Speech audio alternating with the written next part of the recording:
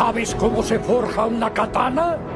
Cuando se hace una, golpeas, golpeas y golpeas el acero hasta que quede libre de impurezas y de nada que no necesites. Así la hoja dura más. Solo quiero tener el sueño que me hace feliz, en donde soy fuerte, el más fuerte de todos. Y todo lo que el abuelo me enseñó valió mucho la pena. Estoy seguro. ¡No te des por vencido!